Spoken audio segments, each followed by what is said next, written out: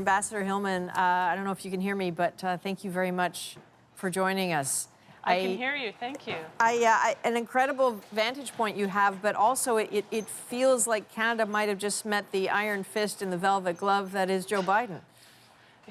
Well, I think he's a man who has a plan, and today at the inauguration, I think one of the things that I found really noticeable is the same themes that he had during his campaign and the same themes that he has emphasized since then as he's rolled out his plans and his policies. They were the same themes that he raised in all of in his speech, and I think he's a very predictable, orderly kind of guy. I think he's going to do what he says. That seems to be what we've noticed over the past number of months. So depending on your perspective, that's either a good thing or not a good thing. And when we talk about Keystone XL, what's your sense of how final a call that is? I think the president has made his decision, and that is, we respect that. That's the decision he's made. Disappointed? Of course we're disappointed. Of course we're disappointed. We worked hard over the past number of months trying to make the case for the Keystone XL, to bring the facts to the Biden team about how the project is good for Canada and it's good for the United States. And there are a lot of facts to support that. But he had made a commitment during his campaign, and he lived up to that commitment. And, I think we have to accept that and move forward. What else have you been fighting for or presenting the facts on? Well, there's a lot. We've been bringing forward a lot of ideas around cooperation on climate, which is a huge priority for this government coming in, the administration coming in.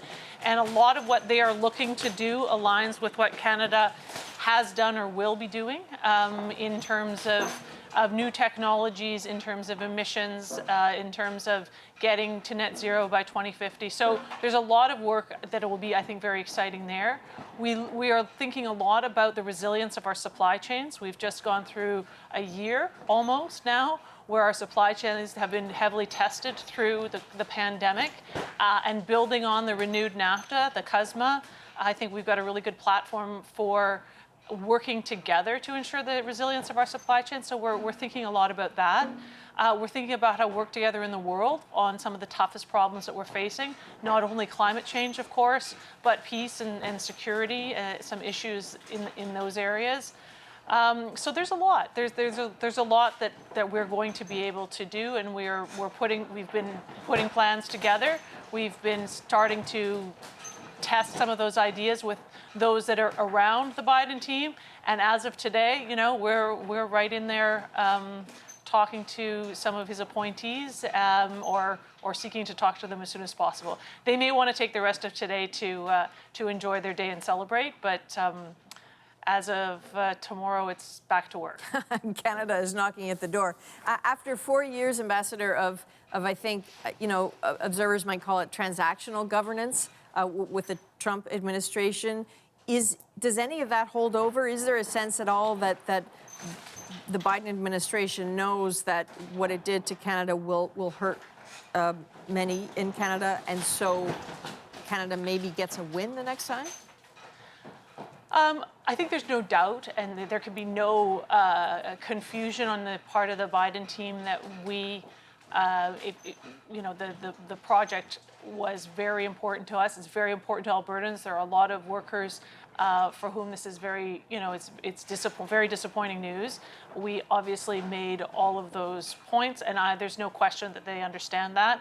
I think that this is a government this is an administration that values relationships, and relationships are, they cross different topics. They're not just zero-sum games. So I think that we're going to see a group of people, and we know this because we've worked with many of these people before. So we know that there are people that look to build partnerships and alliances across multiple issues, and they care about the world, and they care about us, and they look forward to having a good, strong relationship with Canada. So that's really excellent news for all of us. And in terms of the agendas that you are trying to push, what's your #1 priority? Well, I don't know. I hesitate to say #1. I mean, I think ultimately for all of us, our priority is fighting COVID.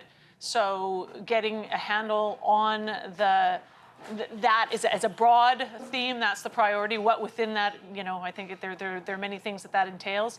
But there's no doubt that for all of us, making sure that we are able to protect the health and safety of Canadians and the Americans do the same, and we are able to move forward from this virus. And if I may, one last, I know I said I only had one, but I lied. I actually have another one. I'm so curious about China and so curious about the 2 Michaels who are being held in detention. And I think there was a perception on the part of some Canadians that a new administration might mean a new approach. Are you getting any indications that that a Biden administration might mean a difference for those Canadians who are being held now?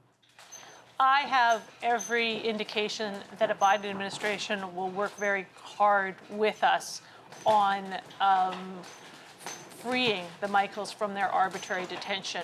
What exactly the parameters of that look like, it's too soon to tell, but there is no doubt in my mind that they will be very committed to working with us on that. Ambassador Hillman, you're very gracious with your time. It does sound like they are ripping the place apart right behind you there. Yeah. It's a windy day in Washington. Okay, be careful. Thank you very much, Ambassador. Thanks.